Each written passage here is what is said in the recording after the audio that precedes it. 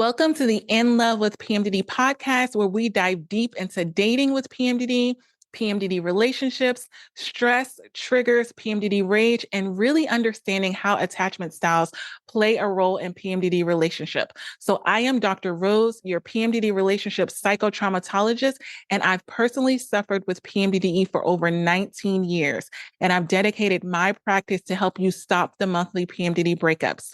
My dissertation, the phenomenological study of the relationship experiences of partners of individuals who suffer with PMDD, gave me insight and tools on how PMDD affects the partner who has PMDD as well as the partner who does not. So each week, I'll be sharing my specialized trauma transformational tools to help you rewire your PMDD brain, get rid of the stress during the luteal phase, and finally have the relationship that you both desire and deserve. So whether it's understanding PMDD triggers, controlling PMDD rage, or healing past trauma from events that have happened in your relationship, this is your space to rebuild your relationship, empower you to connect with someone while having PMDD, and ultimately grow stronger together. So to get private PMDD relationship counseling sessions or for more PMDD tools, go to inlovewithpmdd.com. Now let's get into today's episode. We got this.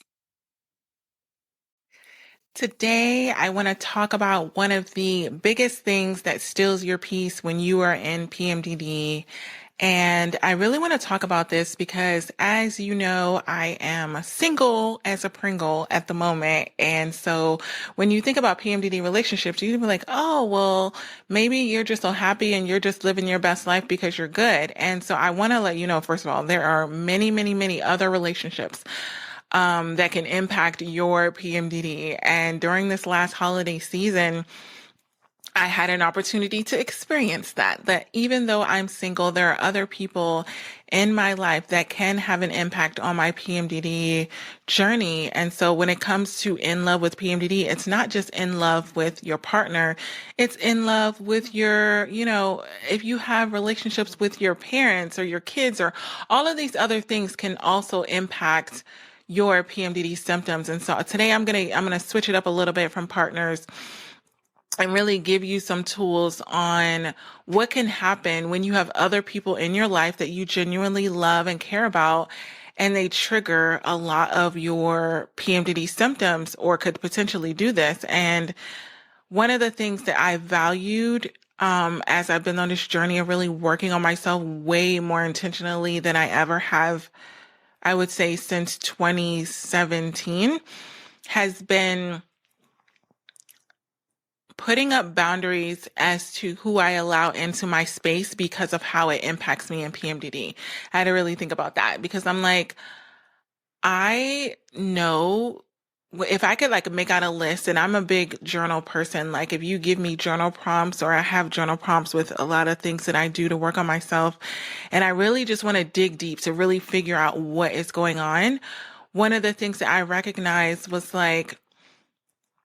I have other people in my life that I feel like I've allowed access to that don't deserve access to me. And I don't say that in a narcissistic way or egotistical way, but I genuinely know that when I go into PMDD, they trigger me.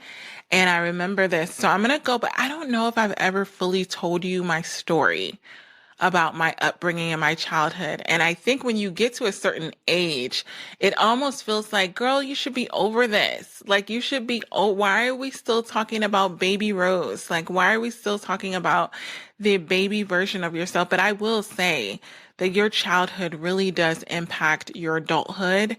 And this is why, as a single mom, that I have put so much emphasis in the upbringing of my daughter, because she's my one and only. And I know how much, I have clients now that I've never had that are 13, 14, 12. 12 is my youngest one.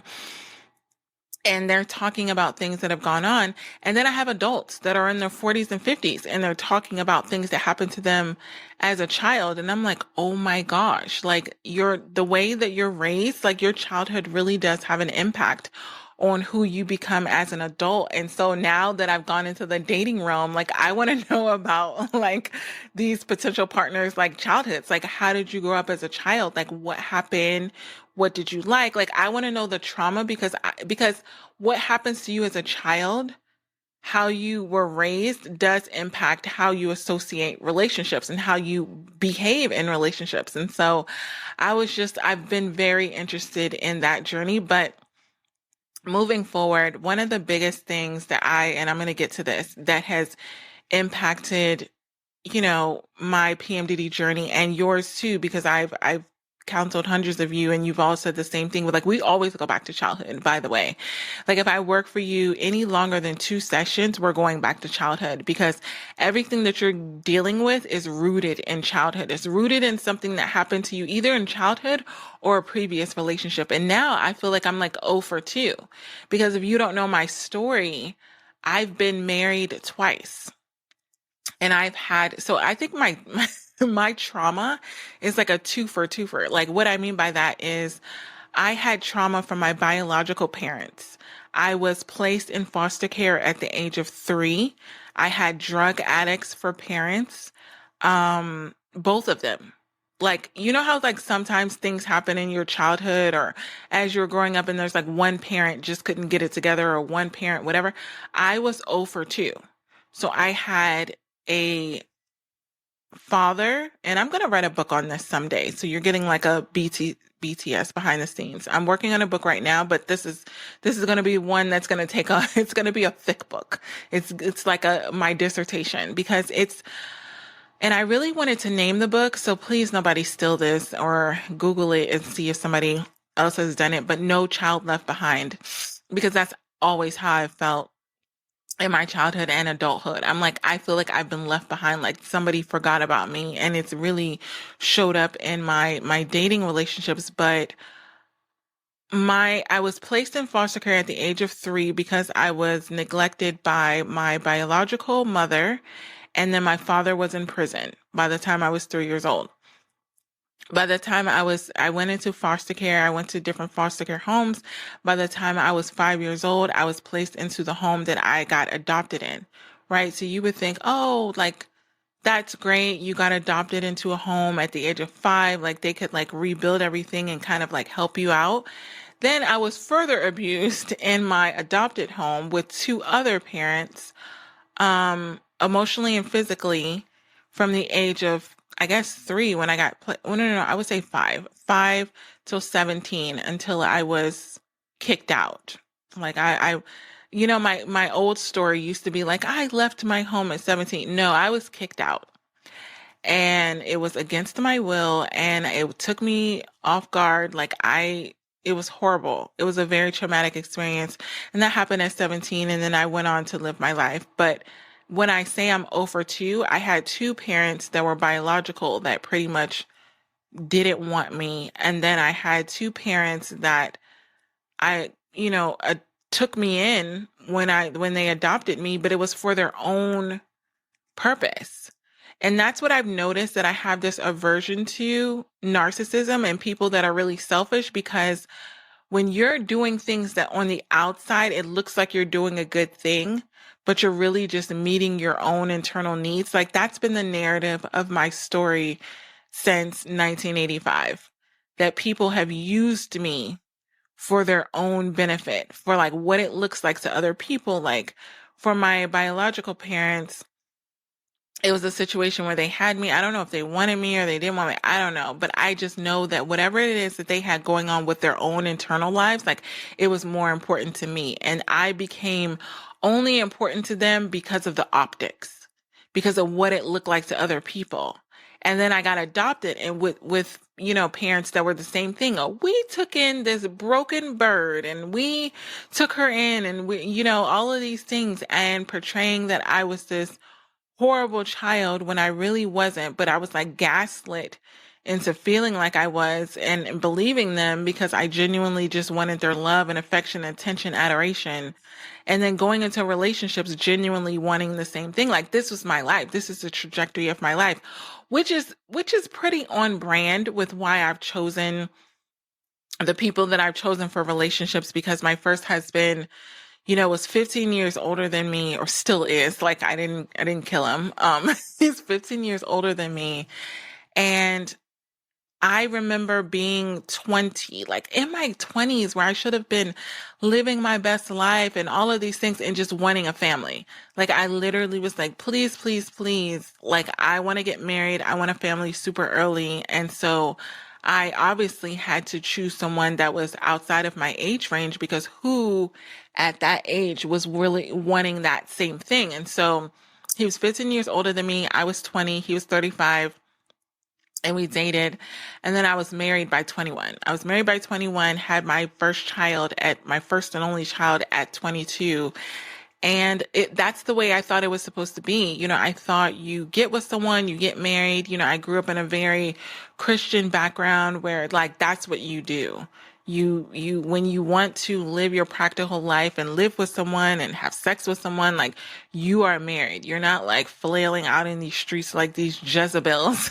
That's how it was portrayed to me. So I got married at 21, was pregnant by 22, which at 21 and a half, I got called by a family member, and they're like, it's just weird that you're not pregnant already. And I was just like, what? So then I became obsessed with having a child, because I always wanted to be a mom, but there was a level of pressure there where it was kind of like, okay, this is your role. Like, this is what you're supposed to do. And so I got pregnant finally. And I could have a whole episode on my trying to conceive journey, because I really did immerse myself in that, where I was trying to have a baby so much. And then the month that I just gave up was the month that I got pregnant. So joke's on me. So if you're trying to have a baby right now, don't try. Like that's my biggest form of advice, because as soon as I stopped trying, I literally was pregnant and I was doing nothing different. And I had all the ovulation strips and the TTCing, and I was checking my basal temperature and all of that. And I feel like my body was like, we don't care about any of that. And so that's my bit of advice for you. But yeah, so as I moved on, and that relationship, all I saw in that relationship was, and I see a pattern here. I saw that this person was genuinely telling me that they wanted what I wanted. I took the representative of who they were, and I was like, oh my gosh, like you want to be, he was divorced, or so I thought. That's a whole nother story. But, he was like, I've always just wanted a family. And so when he said that, it was almost like a mirroring effect. I tend to get with people that mirror the emotions that I'm feeling in that moment. So like, he was like, I've just always wanted a family. Like, I don't like care about all these other things, like blah, blah. And I'm like, me too. And so I trust very easily, which you would think after everything that I've been through in my childhood that I would have a hard time trusting. But I genuinely don't. I genuinely love people, trust people, believe in them, all the things. I'll give you a billion chances. And it's not worked out well for me. I will say that. It leaves me in a place where I'm hurt a lot more than I would want to be, but I don't know. It's the core of who I am. That innocence is still there, of just believing the best in people. I never want to get to a place where I'm so, and that's what I'm getting to today. I'm so bitter. I'm so resentful. I'm so unforgiving that I turn into a different version of myself. I've encountered a lot of people that are very bitter and resentful from things that have happened in their past. And I just remember looking at it like, man, that situation hurt you. That situation was messed up, but you're genuinely continuously letting that situation hurt you by the outcome of how you're behaving right now. Like you're a different person because of the situation that happened to you. And so it's continuously hurting you. Like, it's not just it hurt you one time during that incident. Like, it's hurting you because you're becoming this version of yourself that I know that you're not proud of. Like, I know that genuinely deep down you're a good person, because if you've been around me in person, and I know some of my private clients have, because when I travel, I let them know where I'm traveling so they're able to see me or whatever. And you genuinely become the best version of yourself around me. That is my gift, where you relax around me. Like, you can just be out. There's no judgment. There's no, oh, you need to show up a certain way. Like, I love you. And when I love a person, at all of the other stuff doesn't matter. Like, I don't need you to be the representative. I don't need you to look a certain way, sound a certain way, do a certain thing. If I love you, I love you. And so it allows you to just be open to who you are. And I just feel like a lot of you have shielded that because there's so much bitterness. You're shielding the true version of who you are to your partner because of things that they've said and done to you, and you can't get over them. And so you're acting like you're this person, and it's a different version of you, and it's not pretty. It's an ugly, whenever you're bitter, it's an ugly version of yourself. I'm just going to be honest. Like, no one's ever proud of themselves for being bitter and resentful and having all this unforgiveness. It's not like, yeah, like the ego will make you think that, like, oh, this is what they deserve. But when you give people what you think that they deserve, you end up suffering because you end up showing a side of yourself that's not the truth. It's not the true core of who you are. Literally, you're like crapping on people and you're like, yeah, that's what you deserve. But at the end of the day, do you feel good about it? That's what I will say. When you're being bitter and resentful towards your partner, do you feel good about it? The answer is no, because you're showing this ugly, nasty side of you, and you're genuinely a beautiful, nice, caring, loving person. And then you're blaming them for bringing that side out of you when actually you had all control over what your reaction was. So that's what we're going to talk about today. Bitterness steals your peace in PMDD. When you decide to be bitter because of something that somebody has done to you and said to you, it steals your peace. And what happened for me was I had that like horrible relationship with my biological parents where my mom, like, I can't even, like, that's a whole other episode. Like, they both, I don't know. That's what I literally have said that before. I really feel like they were meant for each other because they do a lot of the same, like a lot of the trauma that I have from my mother and my father, my biological mother and my father, is very similar. Then I'm just like, man, you guys should have stayed together because you're very narcissistic, both of you. Very selfish people. Selfish, like very self-centered, whatever benefits them. That's how they gave me up, or I got given up, was because they were doing their own thing. I want to do drugs. I want to party. I want to do whatever and forget the fact that I have a child. Like, that's how I got into the foster care system. And then you would think, like, over the years, because I tried to look back, I'm like, oh, they were so young when they had me. But no, as adults, they're literally the same. And I feel like that's what happens when you don't do the work to change certain aspects of yourself. You literally are just the adult version, or like an advanced version of that trait. So I already told you I had things that I needed to work on after previous relationships, but I make a point to work on them because I feel like if not, I'm just going to be like a more grown version of myself that is going through the same thing. So my biological parents, very narcissistic, very, very selfish. Like, even if you don't know what a narcissist is, you know what selfish people are. Both of them are equally selfish. And I remember having a lot of bitterness towards that because I went and I grew older, and as I found, like, because my adoption was not closed when I was adopted at the age of 5, so I was able to know my biological parents. And for my biological father, his is like, he's just a coward.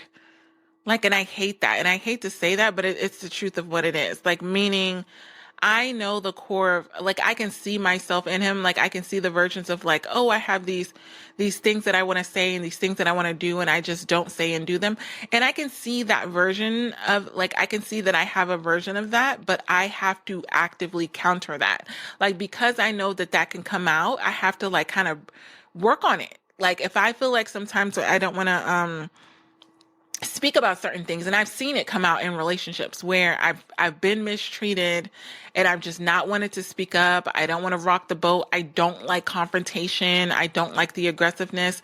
So like me, my mom and my dad were very polar opposites. My dad was more of the like, okay, and you can mirror this in your relationship and see who's who. So my dad was like, when my mom, who had a very strong personality, would go off, she was the one that like took over the room. Like she took over the energy. She could be the sweetest, nicest person, or she could be like very evil, very conniving. And my dad was pretty much like, okay, like go with the flow. Like whatever it is that you want to do, I just don't want confrontation. When you start getting aggressive with me, like I just back up and I cower and I do whatever I need to do to cope with it.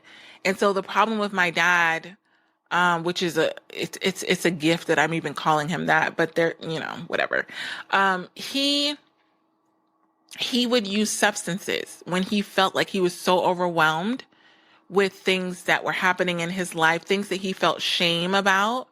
He used drugs. And so I remember talking to him about it when I was an adult, and I was like, why do you use drugs? Because that's been like the thing that has taken away everything from you. Like you committed a crime that landed you in federal prison because you use drugs. So why would you still use them? And he was saying like, because he said he started off with like alcohol, then it went to like marijuana. Then marijuana wasn't strong enough. Then it went to like other stronger drugs. Like I don't even want to say what the drugs are, but I feel like they were strong because like he was like not okay.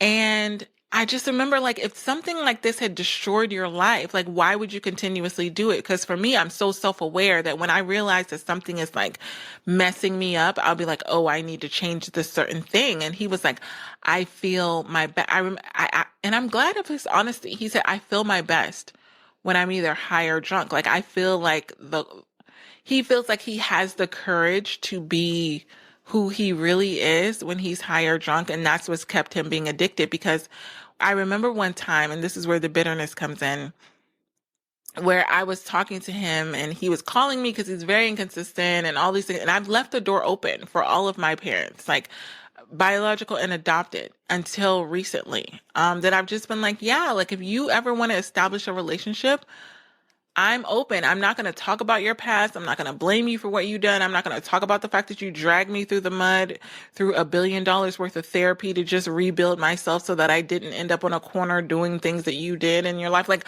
I've been so forgiving with no freaking apologies. And I had so much bitterness of like, just apologize, change your ways. Like I'm giving you the opportunity. And I remember one time he just said like, I feel my best when I'm higher, I'm drunk, and that's the core of who I am.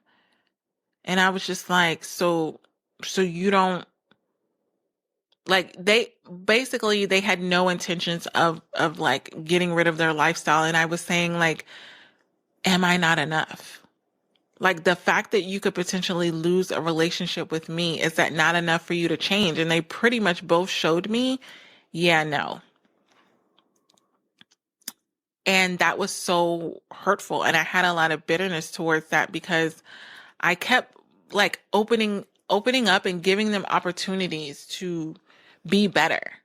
Like, and just, it was so hard for me in my journey. And the reason why I'm talking about it now is because there's continuously times where they'll pop up, and I'm pretty much estranged from the both of them now, but they'll pop up for their own benefit. And I literally will think it's like, wow, like, and I'm about to be 40 years old and I'm like, wow, they finally want to be a mom. They finally want to be a dad.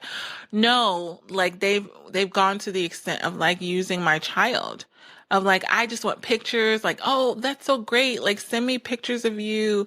And then I'll send pictures and they're sending it to other people just to make it seem like they're taking credit for all of my accomplishments. Yeah, she's doing this and she's doing, you had nothing to do with anything in my life, chicken nugget. Like I just feel like some people don't have it in them, don't have those maternal instincts. And I had to really come to that point of to let go of the bitterness that they were never the parents that I needed. And I was even open to having them as parents as an adult. Like I wasn't even like, oh, I'm going to talk about the childhood. Like none of that mattered. I feel like I was covering up their true character. I was covering it up to allow them to be in my life because I felt like if I really took them for who they were, I would have nobody. Because then I got adopted, and then I got physically and emotionally abused by my adopted father from the age of 5 to 17, and then emotionally abused by my adopted mother.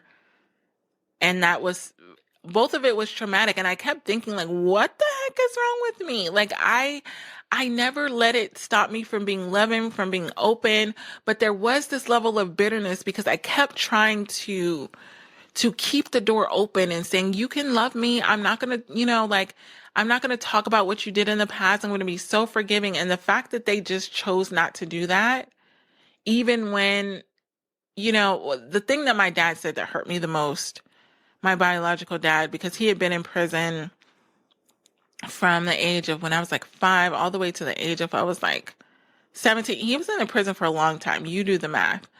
And he got out of, he made me so many promises while he was in prison, and I wrote letters. This is why I love writing, because I like wrote him letters and he wrote me letters back. And that's kind of like, how they say like your first relationship of love is like with your dad.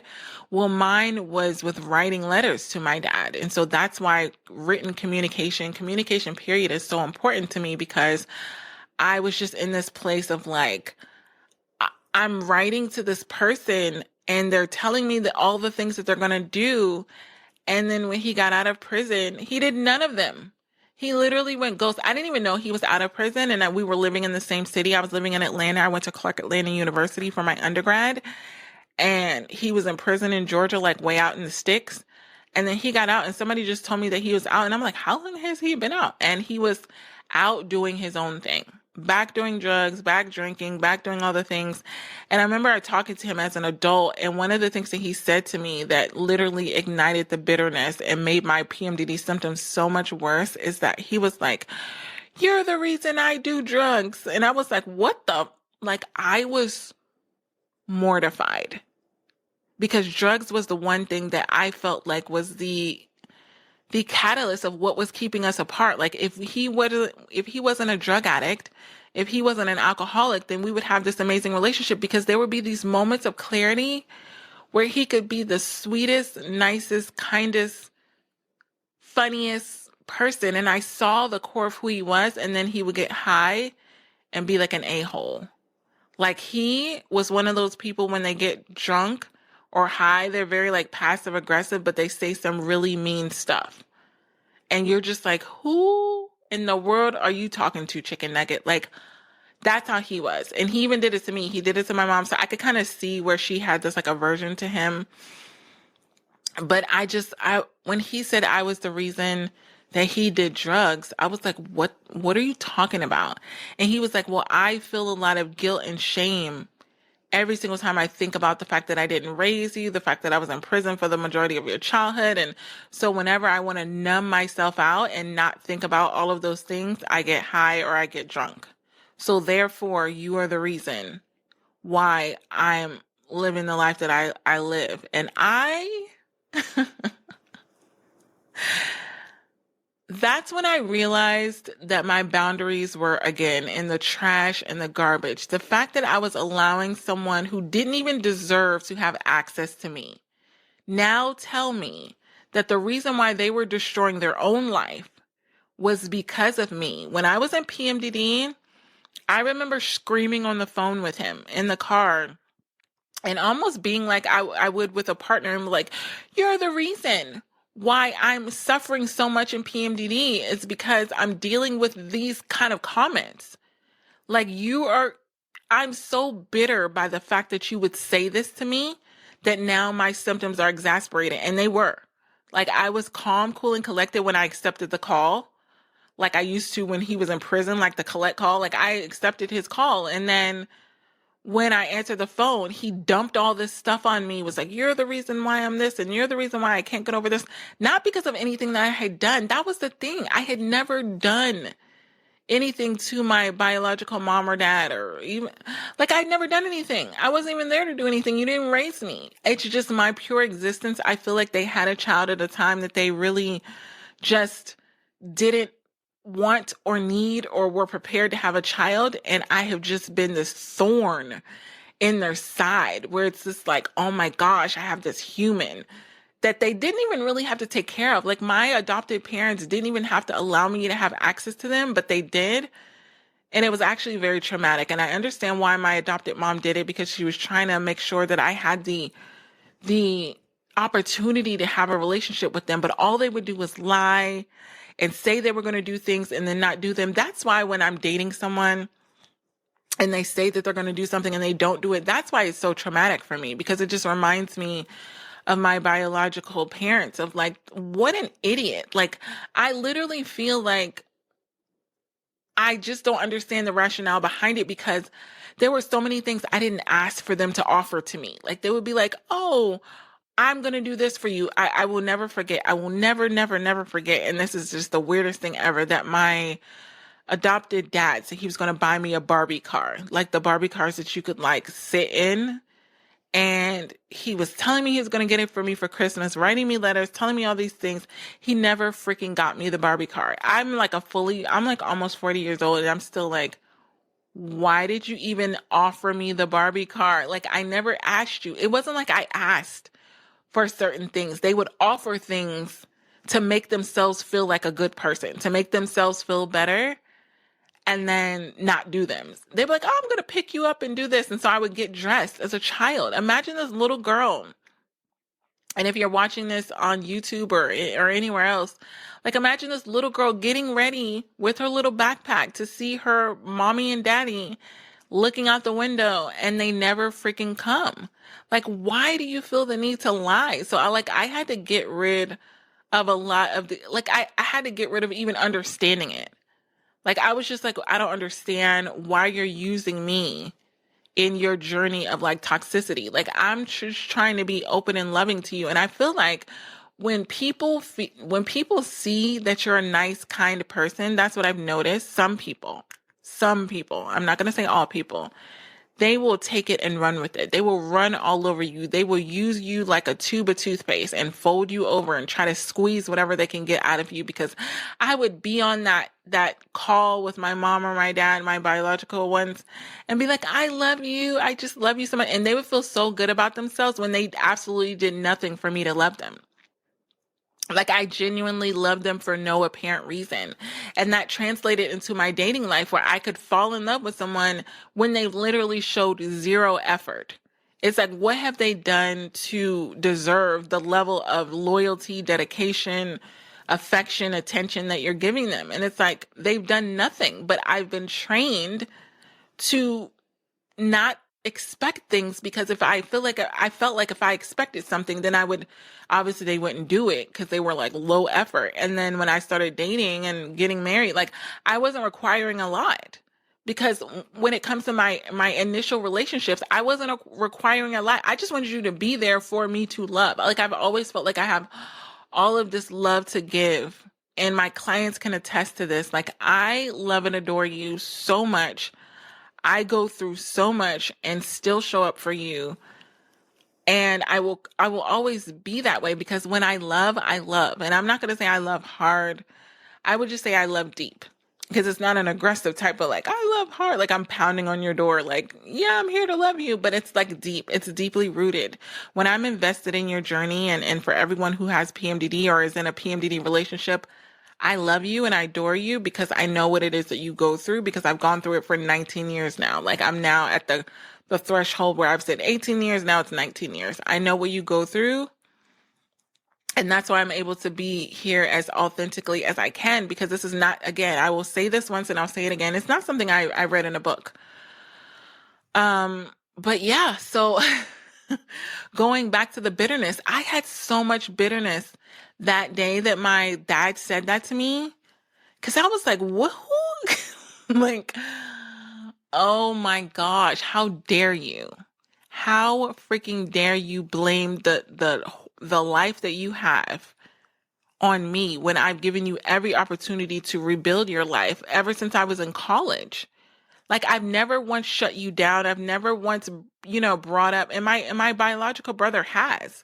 My biological brother, who we're estranged because he doesn't like me, because he feels like I think I'm better than him for all these, I don't know. He just doesn't know me. He ran away from our foster care home and left me there. always think it's weird when people do things to you and then they don't like you because of what they did to you. Like I've never done anything to you. Like we were together, brother and sister, and he chose to leave and run away when I wasn't there and not take me with him. He left me in our adopted home.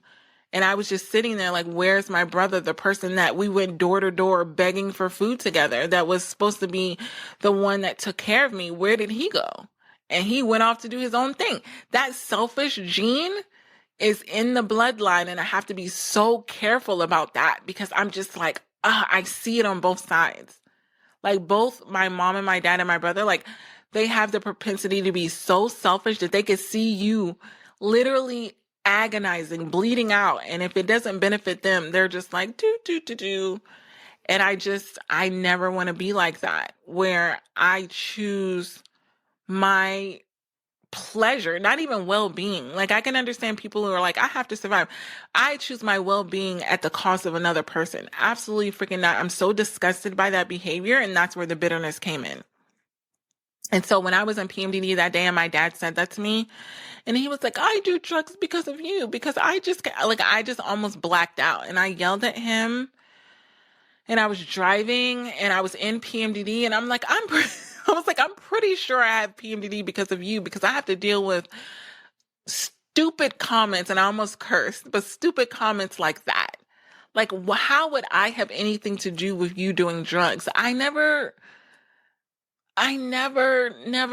even wanted you to do drugs or encourage you to do it. I've done everything to like allow you to have a fresh start. And so the first thing that having bitterness does is it increases your emotional stress. I was so stressed out by that comment, and I had so much bitterness, so much resentment, and holding on to that comment literally worsened my PMDD symptoms. I had a complete mood swing. Like I answered the phone and I was like completely open and loving, and I immediately had anxiety. I was irritable. I was driving like a crazy person because I was on my way somewhere, and I was like, I just can't believe. And it's almost like and some people, I will say they like want you to get in that state. Like some people literally find pleasure out of you being in that neurotic state when you get into PMDD. And I saw that he had that, because it's almost like it makes them feel better about themselves because they're not the only ones that are cuckoo for Cocoa Puffs. Like when you start going off on PMDD rage and your partner or someone that you love is just like, yeah, like they're just kind of like, they're willing to show their true colors because you're showing this other side, and they're like, at least we're in this together. That used to happen with my ex all the time. Like it was so much more comfortable for me to go off on PMDD rage when he was going off on his rage, because then it's like, then when it came to talking about it, it's like, we really need to work on ourselves. And I'm like, they just feel better. So that's the number one thing. I was just like, I can't with the bitterness. Like I can't. The next thing is the ruminating. Like after we got off the phone, because I was in PMDD, I kept rethinking the comment that he made and thinking about it again and again and again. And so because I was in my luteal phase, of course, PMDD was playing it on repeat. Like, you're the reason that he did drugs. You're the reason for this, and you're the reason for that. And so it was like a tape that I just wanted to smash and break and like back it up and run over it again, because I couldn't stop myself from thinking about, wow, this is what he really thinks about me. And then I think about like, wow, this is supposed to be my father, the person that's supposed to love and adore me and all these things. And that's obviously not happening. So the bitterness, it was straining and causing tension in my relationship. So I started to isolate. I was like, you know what? I felt rejected. I felt abandoned. I felt anger. And I started to isolate. I was like, I can't be in communication with this person, aka my dad, when I'm in my luteal phase, because he says some real foul stuff, and it makes me go off on PMDD rage really quickly, and he says it like so nonchalantly that it's almost like I want to go ham and cheese on that biscuit. Like when people say really hurtful things very calmly, like it almost pisses me off even more, because I'm like, how freaking dare you? Like it's just nothing for you to like pummel all over me. Like, okay. So I experienced a lot of isolation, which is the next thing that can happen when you have all this bitterness and resentment. And it triggered the rage. I yelled at him. I don't think I cussed at him because number one, I'm not like a person that cusses a lot anyway. But I just went off on him and I had all of this rage because I was feeling so frustrated with feeling like no matter what I do, no matter what I say, you're always going to behave this way. That rhymes. Like, I just felt like I was losing control. Like, when you feel like when you're in PMDD, when bitterness sets in, you may feel like there's nothing that you can do or say. You're so frustrated because you have no way of like controlling the situation. Like, I was the nicest, sweetest, kindest person, and you said some BS like this to me. Like, okay. And then it started to drain my emotional energy. That was the next thing. Like, I was unable to cope with a lot of my normal PMDD symptoms because I felt emotionally drained. I was crying. I was having all of these things that I was just like remembering and just like feeling helpless. And the next thing was the physical manifestation. As soon as I got into the realm of like the depths of the stress, the chronic stress, my muscles started to be tense. And for me, it's my traps, which is that muscles like between your shoulders and your neck, like that area where your bra strap goes, was completely inflamed.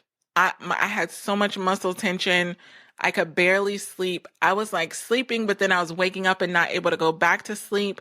And then I had fatigue when I finally did wake up, and I literally felt like got beat up. Like, I would wake up in the morning like I did a really hard workout because my body was in such a realm of stress and anxiety that I couldn't, my body was reacting to what was going on in my mind.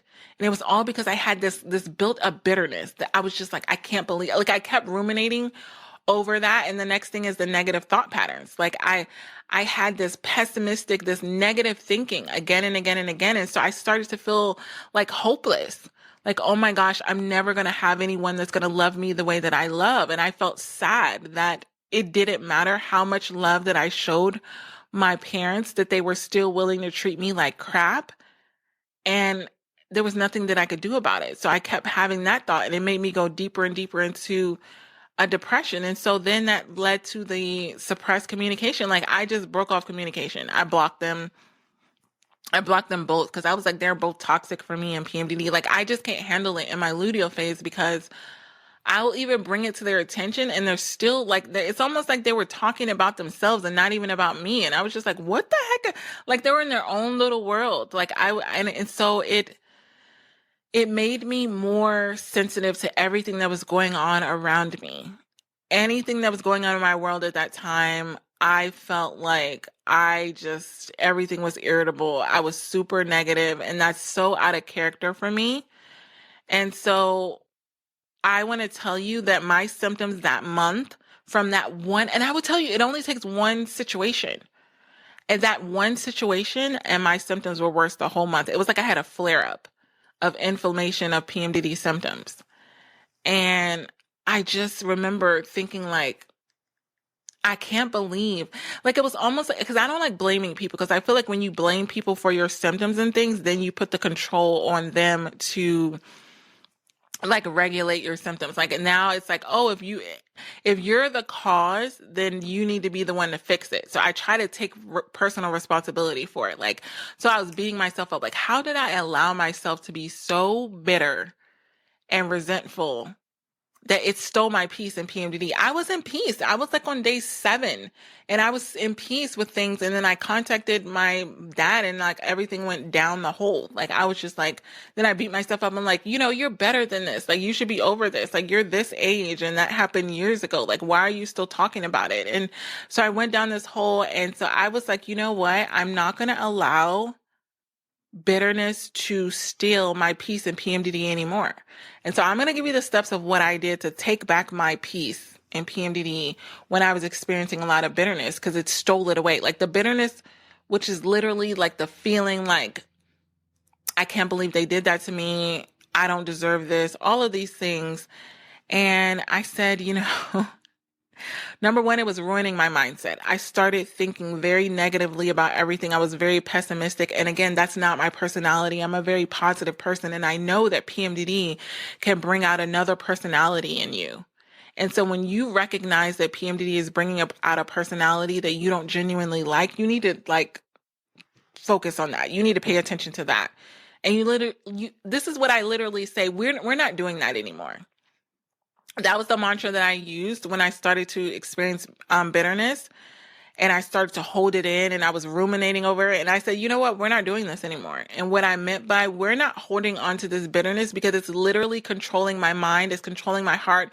It's controlling how I'm interacting. It was even controlling how I was interacting with my dog. Like, I'm walking with my dog and I'm like pulling the leash, and because I'm freaking frustrated.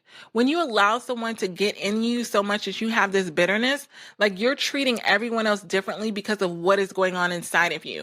And I will say, if you've gone off on PMDD rage, what is inside of you comes out in PMDD rage. And a lot of times it's because you're holding a lot of things in. And so I said, I'm not holding anything in again. Like, what they did was wrong. What he said was wrong. I'm not giving him permission for anything. And the ego will be like, they don't deserve your forgiveness, because forgiveness is the thing that allows you to let go of the bitterness, but you don't feel like they deserve the forgiveness. So you hold on to the bitterness, and you're thinking that you're winning when you're really losing, because you're holding on to something that's literally poison and toxic to you when you're in PMDD. Bitterness is poison and toxic to you when you're in PMDD, and it's not even about the other person. A lot of people because I know he was probably drunk or high whenever he said that comment, but it stuck with me. And meanwhile, he's going on with his life like, do, and I'm over here suffering in silence. And I was like, I had like a oh hell no moment. Like, and I was like, I'm not holding on to this anymore. Like, we're not doing this anymore, because the bitterness was literally stealing the little bit of peace that I was having in PMDD. And although he didn't deserve my forgiveness, I choose to forgive him, because it's not about doing them a favor. Like, your egos be like, oh, you're doing them a favor. You're going to make them feel better. Do I have to call and tell them I forgive you when someone hasn't apologized? No, I can forgive them internally within myself. And so I had to focus on the first step to really getting my peace back, even though I was feeling bitter, was focusing on letting go of the past hurt and creating a space for healing. Acknowledging that, you know what they said was messed up. And you know what I really want to say? Like, but I'm not cursing on here. It's the clean podcast. What he said was messed up. I didn't deserve that. I didn't do anything to deserve that. And every single time that it comes up, I'm committing to forgive him for that. And I'm letting go of it. I'm letting go of that comment, even without him saying an apology. Because one thing I know is hurt people hurt people. And for you to say something so nasty and so traumatizing to me has to let me know the depths of pain that you're in. It's not even about me, because everything that someone else says has everything to do with them and nothing to do with you. So that's a good way to forgive, like, a lot of the hurt comments that maybe your partner has said or someone that you love has said. It has everything to do with them and nothing to do with you. So that's the first thing I had to do, was practice forgiveness. I had to let it go. And then I had to heal from it. It wasn't like let it go and then nothing happened. I had to genuinely heal and be like, dang. Like, healing starts with acknowledgement of how much it hurt me, because the ego will be like, oh, you're like, it shouldn't hurt you. No, it freaking hurt me. It hurt me for him to blame me for something that he had done to literally destroy my childhood and my life. Like, I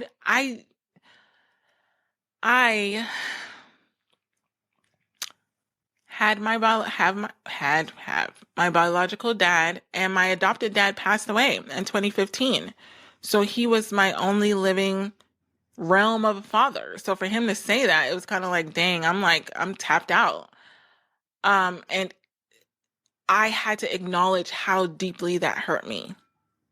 Not to stay in a place of staying stuck and to be like a victim mentality and woe is me, but just acknowledging, like, don't fake it and be like, I'm fine, when you're not really fine. Like, know that freaking hurt you. Acknowledge that it hurt you. And the next step is to get rid of the bitterness is I had to have open communication with myself. I felt hurt when he said that I'm the cause of him doing drugs. Like, I had to acknowledge that. I had to start using I statements. It had nothing to do with, a lot of times when you're frustrated with your partner, you're like, and you. No, it was all about me. because that's the only person that I can control. And I say, I felt hurt when he said that I was the reason that he did drugs, because I never want to be the reason why anybody is doing anything that is destroying themselves, especially when I love him. I don't even have a reason to love him, honestly, outside of him being my biological father. But my love is not something that you have to perform for. Like, I'm not a like Ringling Brothers and Barnum and Bailey circus. Like, I don't expect you to do all of these things in order for me to love you. If I love you, I love you. I love all of you. And the fact that I loved him hurt me even more, that he would choose to blame that on me and have me take on that burden. And the next thing that I had to do to really let go of that bitterness while I was in my luteal phase and PMDD was set a clear boundary. I had to set a boundary. And it protected me, and it protected, him and my emotional well-being. And I literally said, if he's not in a place that he can communicate to me in a way that doesn't do damage, then I blocked him. And it was really hard for me to do, because I've always been that type of person that likes to leave the door open. Like, if maybe you'll get a glimpse of wanting to do this, or maybe I had to block him, because I know that even when he said things that hurt me, when he came off of his high or he got sober, I know it hurt him when he thought about what he said and did. And he was not in a place, and is not in a place, to control himself. Because sometimes when he would sober up and talk to me, he'd be like, yeah, I really, I'm sorry that I did. Like, he would be beating himself up. And then again, going back to doing the drugs and numbing himself. And so I've done this for both of my biological parents, and say, if you're not in a place to treat me the way that I deserve to be treated, and the way that I genuinely think that you want to treat me because of the vices and the things that you have in your life, if you're not willing to set that boundary, then I'll do it for you. Because one thing that I have to protect, and one thing that I will protect, is my state of mind, my mental health, how I am in my luteal phase, because you know who that affects? My daughter. You know who that affects? Me. You know who that affects? All of my private clients. And if you ever get me into a state where I'm not able to be there for my daughter, be there for myself, be there for my private clients, that's a problem. And you need to watch out. And that's a boundary for me. And that's moving forward with anyone that I'm dating, because I've been in relationships like that where I feel like I genuinely can't perform in those ways, because I'm dealing with all the stress from, oh, they said this and they said that, and so now I can't. Like, if you get to that point where I have a hard time being a mom, I have a hard time being a counselor, I have a hard time loving myself, like, you're probably on your way out. Like, I will not allow you to continuously be in my life if you're stopping me from doing what I'm called to do, to help the people that I'm called to help, to be there for my daughter. Like, you're a no-go. Like, you're gone. You're gone. You're gone. You're gone. You're gone. So that's what I mean by having those boundaries. I had to have those boundaries of saying, you know what? And I'm not saying that you'll never be in that place, but obviously you're not there now. If you're willing to say some nasty stuff to me because you're hurting, and you really not caring about how it impacts me and my mental health, if you're not concerned with my mental health, then how, like, okay, fine. I'm not going to have anyone connected to me that is not concerned with my mental health and my functionality. Like, once you show me that, we're good. We are absolutely good. Like, and by good, that means gone. Like, you're gone. Because if I bring it to your attention and you're still like making excuses and you're like, oh, well, okay, great. If you're not ready to do it, you're not ready to do it. So the next way that you can get rid of that bitterness is having some conflict resolution skills. When you are wanting to release a lot of bitterness because of things that your partner has said and done, you need to be in a place where you're like, okay, how can we move forward from this? If you are dealing with that situation with your partner where they've said and done things and you're continuously talking about it, you need to be like, okay, but how can we move forward from this? How can this look differently? Because then when you start working on moving forward and not having these same patterns repeat, then you're going to get to a point where you're going to release the bitterness, because it's like, okay, at least we're doing something about it. When you're not doing anything about the hurtful behavior that's happened in the past, you're still going to be bitter because you think it's going to happen again.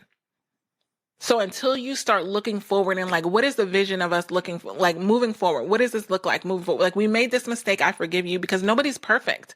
Like, that's the thing with any of my relationships. I'm never expecting anyone to be perfect. I'm never expecting that you're never going to slip up, that you're never going to say or do anything once in a while. Number one, I don't do patterns of that. If you have a pattern of hurting me and you're not trying to do anything about it, you're gone. That's my boundary, because you're not trying to do anything about it. But if you're in that place of being like, I really want to do better, I'm going to work with you. I've never ended a relationship because just someone's made a mistake. I've ended relationships because I've mentioned the mistake, we brought up the mistake, we've addressed it, and you've literally said that you're not willing to do what it takes to move forward in a different direction. That's the only reason that I've ended both of my marriages and any other kind of dating relationship that I've had. I'm like, hey, this is a problem.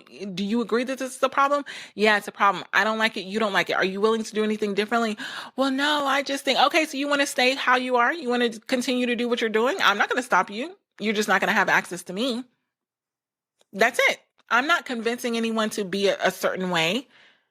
But I'm saying, in order to have access to me, you need to be willing to do the work if something is causing damage to our mental health. Like, hello, we have other responsibilities. We have kids, we have lives, we have all these things. And if I'm literally telling you that the things that you're doing or saying, or the things that are happening in our connection, in our relationship, are damaging other aspects of my life or damaging my relationship with myself, and you're not willing to do anything about it, okay.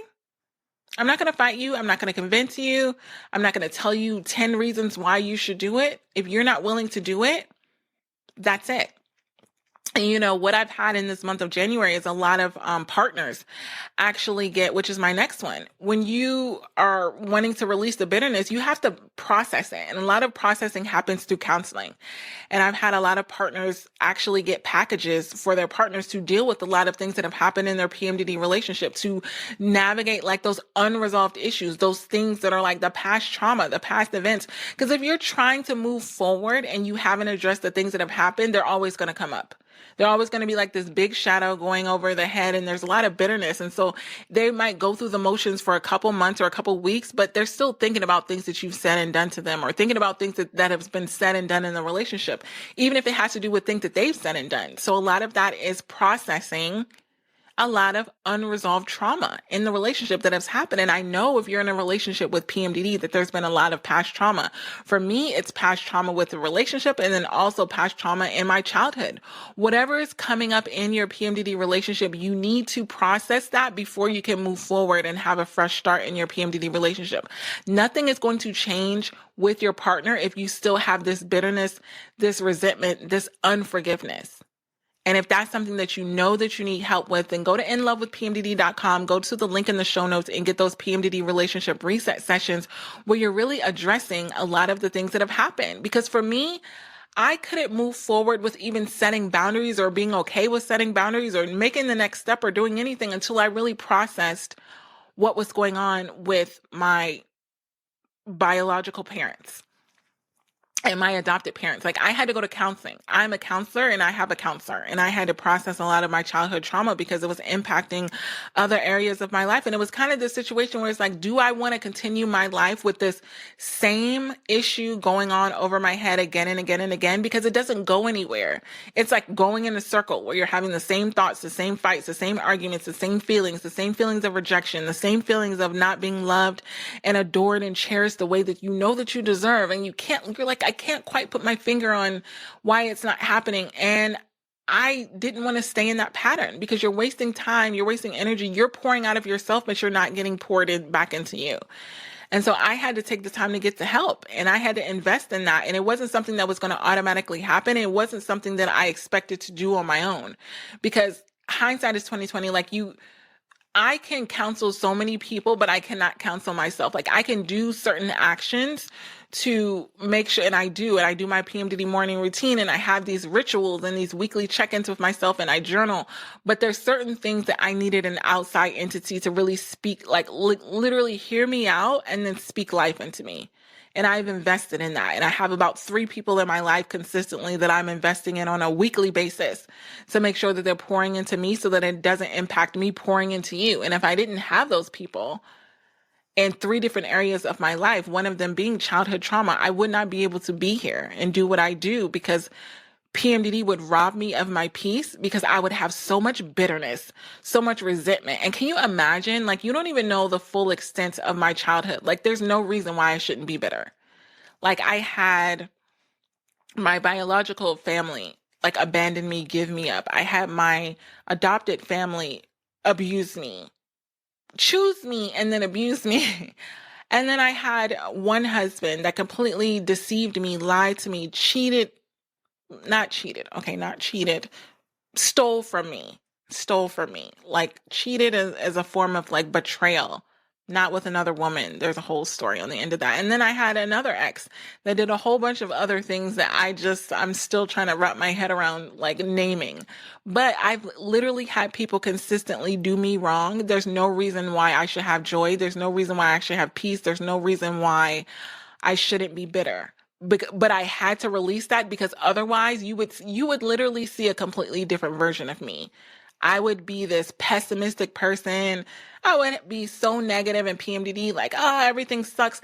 And I'm the opposite of that. I'm the antithesis of that. I have so much joy. I have so much peace, but I have to like shake this off of me. I have to release this. And every single time, I will tell you, every single time I go into PMDD, there is something that someone has done to me in the past that comes up because PMDD likes to use the things that have happened to us in the past to make us suffer. And I have to immediately forgive, and I have to go through these rituals and this process to get it off of me because it is so heavy and it's so valid that it almost tricks you into feeling like I should be bitter. I should be resentful. Like they don't deserve my forgiveness. Like I shouldn't forgive them. And I immediately forgive them again. I'm forgiving for me, not for you. You don't deserve my forgiveness, but I'm not going to let you steal my peace in PMDD. I am in charge of the life that I live, regardless of what you've done to me. That's what I want you to journal. If you're a journaler, if you're taking notes, say that mantra. I'm in charge of the life that I live, regardless of what you've done to me. There's nothing that you can do to me to steal my peace in PMDD. There's nothing that you can do to me to steal my peace in PMDD. Like there's nothing. There's nothing. You want to treat me like crap? You want to say I'm the bad guy? You want to say I'm doing it? Okay, fine. You can be in that space. I'm not joining you. I don't want to go to that party. Have you ever gotten an invitation to something and it's like something that you really don't want to do and you're like, oh, I guess I have to do it. Say no. Say no to the pity party in PMDD. You want to talk about how crap our relationship is or how much you don't like it? Okay, well, that's fine. I'm not doing that. I'm not defending myself. I remember being in that place with my ex where it's like, if you want to call me the bad guy, you can call me the bad guy. I'm not doing this because I've seen where it's taken me down this rabbit hole of negativity. I'm not going there. It's not enjoyable for me. It's not pretty for me. I don't feel good there. And why invest in something that doesn't make me feel good? Why are you investing in something that you already know what the outcome is? You're going to start talking about past situation. You're going to talk about your side. They're going to talk about their side. No one is listening. No one's listening to each other when you guys are doing that, by the way. That's why I love when you come on private sessions and I'm able to mediate the conversations, because when you're doing them on your own, nobody's listening. They're just waiting for their opportunity to talk. You're yelling and screaming. You're getting more irritated. You're getting more agitated. You're saying and doing things that you regret later on, that your partner really doesn't deserve, that you really don't deserve. Your nervous system is out of whack. You're creating other diseases in your body because your immune system is so low because it's fighting off this aggression and this bitterness and this resentment and this unforgiveness. Do you know that you can literally make yourself sick by being bitter and resentful, by holding on to that bitterness and resentment? You're literally making yourself sick. Like your immune system is so low that any disease that starts to come into your body, it doesn't have the energy to fight it off. It doesn't have the energy. It's just like, I guess we're going down. Stress is the number one cause of every single disorder that people have. A lot of times they're thinking that, oh, this is hereditary. No, it's the lifestyle that you're choosing to live because you're allowing stress into it. And so when you mix stress and PMDD and you're having this bitterness and resentment and unforgiveness, you're leaving yourself open to a lot of other BS that you don't really want to experience. But because you're holding on to this bitterness and, you know, your flesh is wanting to hold on to it. Like, yeah, I just feel like they deserve for me to give them the silent treatment. You're not even enjoying giving them the silent treatment because you're thinking about all the things that you want to say, but you're not saying, but you feel like they don't deserve for you to even have a conversation with them. Stop it. Stop it. Release the bitterness, have a conversation, because guess what? If you're going to still be with the person, like, what are we doing? I can see if you're saying, I'm going to leave this person, I'm not going to be with this person, I want to amicably split this up, but you're choosing to live and stay with the person that you have bitterness and resentment towards, but you're staying around them. If you're not willing to get out of the situation, why are you staying in the situation while being bitter and resentful? Just so they can see you walk around not talking to them. You're going to walk past the living room and not have eye contact with somebody that you're living with. You're going to go do something and talk to the kids and not talk to your partner. Stop it. It's childish.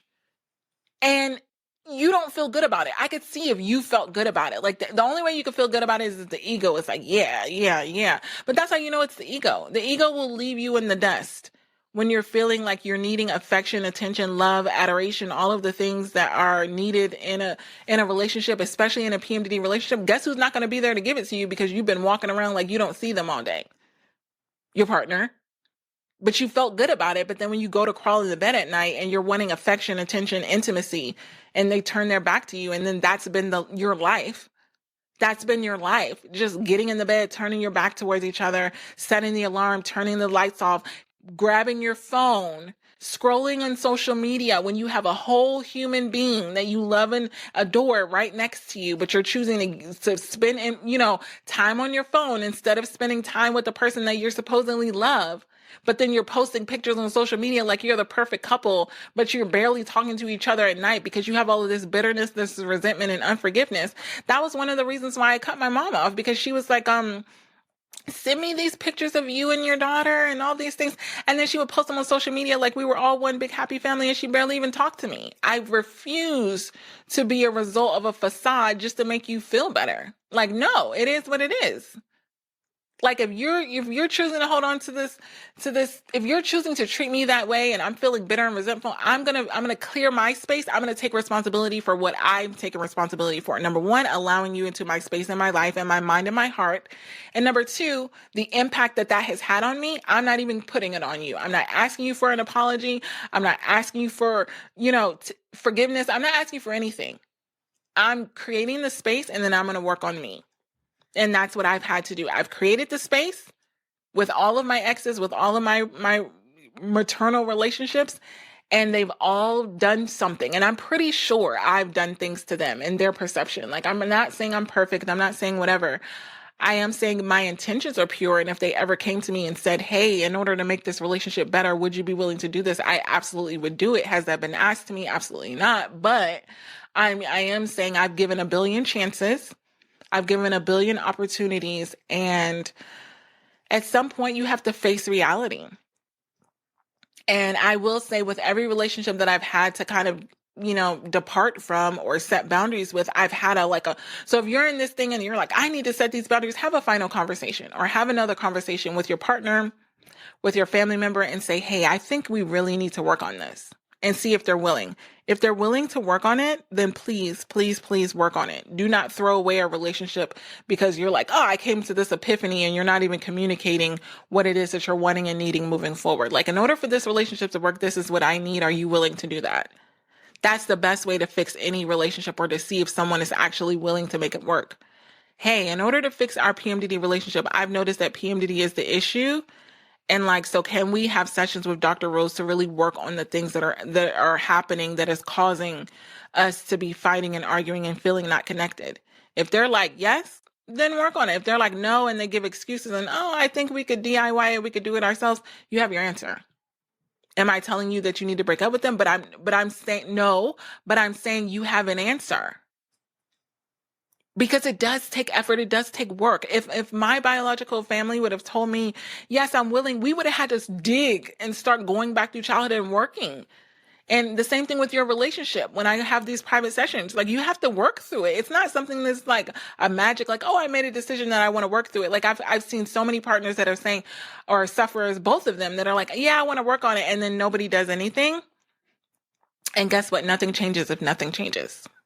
So if that's something that you know that you need help with, go to inlovewithpmdd.com, go to the link in the show notes. And until next episode, we got this. Get rid of the bitterness, get rid of the unforgiveness, move forward for you, not for anyone else. You deserve you. We got this. I love you. I hope these tools help you and your PMDD partner. If you have not enrolled to get the course, My Partner Has PMDD, Now what? Then you want to make sure that you are one of the first 12 individuals that gets the course for the month of December to get that complimentary private session with me. And then after that, it'll go back to regular price without the private sessions. But what this course is going to do for you is give your partner all of the tools that they need on how to be a supportive PMDD partner. What does that look like? I always say that your partner doesn't need more information. They need more implementation. They need more transformational tools. And this is the program for you. So I'm looking forward to you getting those tools in the program. And until next episode, we got this.